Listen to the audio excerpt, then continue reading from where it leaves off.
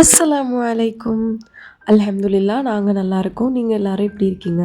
இந்த வீடியோல ஒரு ஈவினிங்லேருந்து அதாவது ஒரு ஒரு மதியத்துலேருந்து ஒரு 6, 6:30 வரைக்கும் என்னோட டே ரொட்டீன் தான் நான் உங்க கூட ஷேர் பண்ணியிருக்கேன். ஃபஸ்ட்டு பாப்பா வந்து ஒரு 3 மணி வாக்குல பாப்பா தூங்கிருவா. 2லேருந்து 3க்குள்ள தூங்கிருவா. நான் கொஞ்ச நேரம் ஃபோன் பார்க்குறா இருந்தா பார்ப்பேன். இல்ல வந்து ஏதாவது வேலை இருந்தா பார்ப்பேன். இல்ல கொஞ்ச நேரம் ஏதாவது எனக்குன்னு ஏதாவது பண்ணிகிட்ருப்பேன். பண்ணிவிட்டு அதுக்கப்புறம் கிச்சன் ஃபுல்லாக க்ளீன் பண்ண வந்துருவேன். ஏன் வந்து தம்பி வர்றதுக்குள்ளேயே நான் க்ளீனிங் எல்லாம் முடிச்சிடுறேன் அப்படின்னா, தம்பி வந்துட்டான் அப்படின்னா நம்ம அப்போதைக்கு போனோம்னு வச்சுக்கோங்களேன், நமக்கும் டென்ஷன் ஆகும் எல்லா வேலையும் பார்க்கும்போது. இதே அவன் வர்றதுக்கு முன்னாடி நான் எல்லாத்தையும் முடிச்சிட்டேன் அப்படின்னா எனக்குமே கொஞ்சம் ஃப்ரீயாக இருக்க மாதிரி இருக்கும். அதே நேரம் அவன் வந்ததுக்கப்புறம் அவங்க கூடயும் கொஞ்சம் டைம் ஸ்பெண்ட் பண்ணலாம். பாப்பாவும் கரெக்டாக எந்திரிச்சிருவா, தம்பியும் ஸ்கூல்ல இருந்து வந்துடுவான். அதனால கொஞ்சம் ஈஸியாக இருக்கும். அதனால தான் நான் வந்து ஒரு 3 மணிக்கெல்லாம் ஸ்டார்ட் பண்ணிடுவேன். ஸ்டார்ட் பண்ணேன்னா ஃபஸ்ட்டு இந்த மாதிரி அடுப்பு வந்து டெய்லியுமே அழுக்காயிடுது. ஒரு 2 நாளைக்கு ஒருக்க அந்த மாதிரி நான் துவைச்சிக்கிறது. என்னோடய சிங்க் வந்து ஹாலில் இருக்கனால கொஞ்சம் துடைக்க சிரமமாக இருக்கும். அங்கேருந்து தண்ணி கொண்டு வந்து தான் இங்கே வந்து கொஞ்சம் துடைக்கிற மாதிரி இருக்கும். அதனாலேயே ஒன் டே ஒன்ஸ் இந்த மாதிரி தான் வந்து நான் துடைச்சிக்கிறது. வீக்லி ட்வைஸ் இந்த மாதிரி. ஏன்னா இப்போ நம்ம அடுப்பை துடைக்காமல் விட்டோன்னு வச்சுக்கோங்களேன், அது வந்து என்ன ஆகுது, அந்த கரண்டி வைக்க வைக்க அந்த கொழும்பெல்லாம் படிஞ்சு போயிடுது. இதே வந்து நம்ம தொடச்சிட்டோம்னா பார்க்கவும் நீட்டாக இருக்குது. அப்புறம் இந்த கடப்பா கல் போட்டிருக்கனால இந்த கல் எப்படி இருக்குன்னா, இப்போ நம்ம ஒரு எலுமிச்சம்பழம் புழிஞ்சா கூட அந்த இடத்துல அப்படியே வெள்ளை வெள்ளையாக நின்றுது.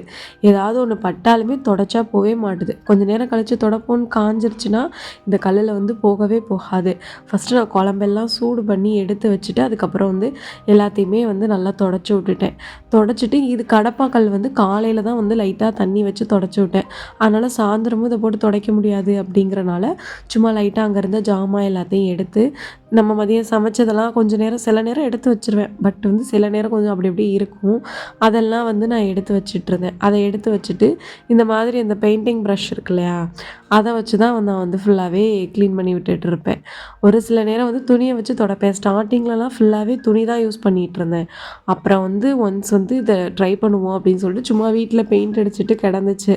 சரி எடுத்து பார்ப்போம் அப்படின்னு சொல்லி எடுத்து துடைக்க ஆரம்பித்தேன். அதுலேருந்து இதே பழக்கமாயிருச்சு.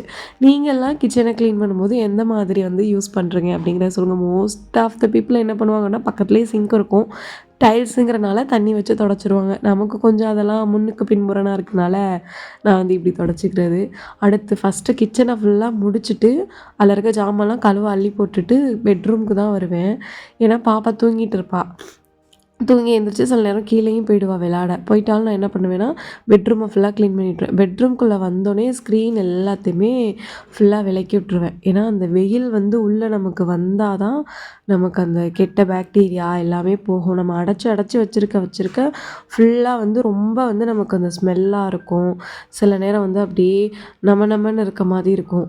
இந்த மாதிரி அதை வந்து நல்லா ஸ்க்ரீனெல்லாம் ஓப்பன் பண்ணி விட்டுட்டு அதுக்கப்புறம் அந்த தலகாணி எல்லாமே அடுக்கி வச்சுருவேன். காலையிலையும் அடுக்குவேன், ஈவினிங்கும் அடுக்குவேன். ஒரு நாளைக்கு 2 தடவை க்ளீன் பண்ணுவேன். மார்னிங்கும் க்ளீன் பண்ணுவேன். அதை பார்க்கலன்னா நான் டிஸ்கிரிப்ஷனில் லிங்க் கொடுக்குறேன். மார்னிங் க்ளீனிங் ரொட்டீன் வந்து நான் ஷேர் பண்ணியிருக்கேன். இது வந்து ஈவினிங் க்ளீனிங் ரொட்டீன். இந்த மாதிரி பெட்டு துடைக்கிறது வந்து நான் ரூ. 20 கடையில் தான் வாங்கினேன். ரொம்பவே நல்லாயிருக்கு. ரொம்ப யூஸ்ஃபுல்லாக இருக்குது. ரொம்ப நாளாக வந்து நான் யூடியூப்பில் வீடியோலலாம் பார்த்து மீஷோவில் தான் வாங்கலாம்னு நினச்சிட்டு இருந்தேன். இப்போ பக்கத்தில் ரூ. 20 கடை ஒன்று போட்டிருக்கனால அங்கேயே ஓரளவுக்கு மீஷோவில் இருக்க மாதிரியே பொருள் இருக்குது. பட் வந்து குவாலிட்டி கொஞ்சம் டிஃபர் ஆகும். பட் வந்து நமக்கு அஃபர்டபுளாக தேவைப்பட்டுச்சு அப்படின்னா அங்கே வாங்கிக்கலாம். ஓரளவு க்ளீனிங் எல்லாம் முடித்தோடனே ரூம் இப்படி தான் இருந்துச்சு. நல்லா பார்க்க ப்ளசண்ட்டாக அப்படியே அமைதியாக இருக்க மாதிரி இருக்கும். நமக்கு பார்த்தாலே ஒரு பீஸ்ஃபுல் ஃபீலிங் வரும். பெட்டை நல்லா நம்ம இந்த மாதிரி நீட் பண்ணி விட்டுட்டோம் அப்படின்னாலே ஓரளவு வந்து நம்ம வேலையெல்லாம் முடிச்சுட்டு வந்து படுத்துக்கலாம் அப்படிங்கிற மாதிரி இருக்கும். அப்புறம் இந்த ட்ரெஸ்ஸிங் டேபிள் தான். இதை நான் எவ்வளோ சுத்தம் பண்ணாலும் அதை வந்து என் குழந்தைங்க முடிஞ்ச அளவு கலைச்சிருவாங்க. பக்கத்தில் என்னடா இவ்வளோ கிறுக்கல்ஸ் இருக்கேன்னு யோசிக்காதீங்க. இது பிள்ளைங்க எல்லாம் கிறுக்குனதான்.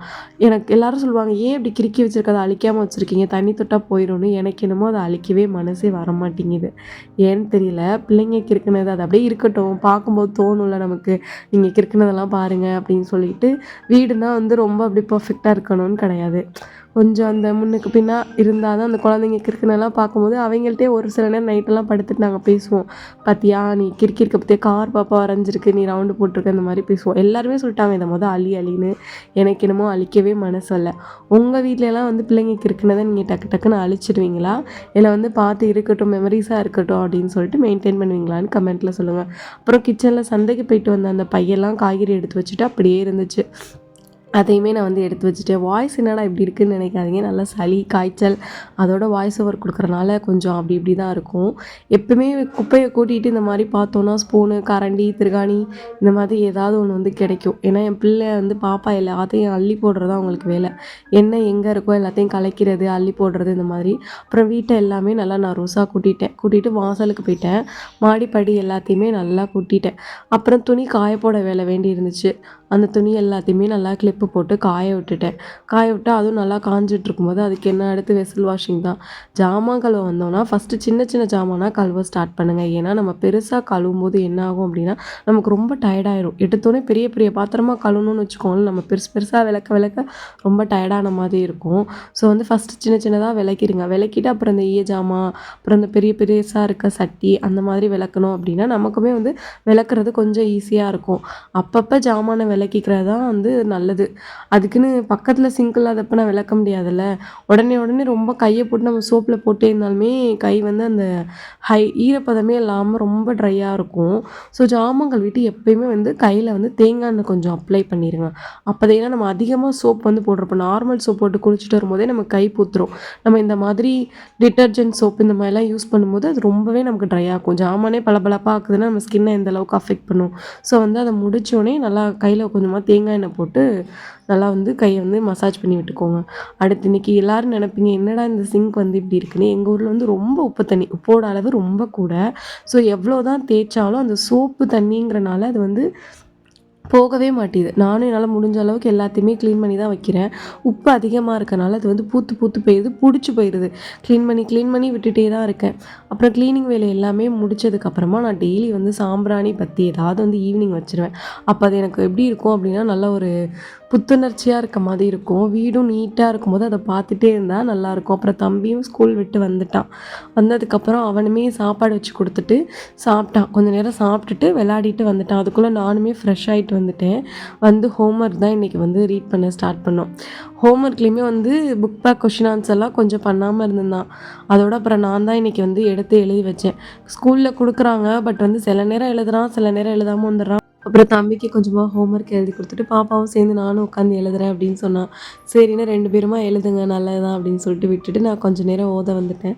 குரானை ஓதிட்டு கொஞ்சம் நேரம் தொழுதுட்டு அதோட நான் டின்னர் செய்ய போயிடுவேன். இன்னொரு இன்ட்ரெஸ்டிங்கான vlogல மீட் பண்ணுறேன். அஸ்ஸலாமு அலைக்கும்.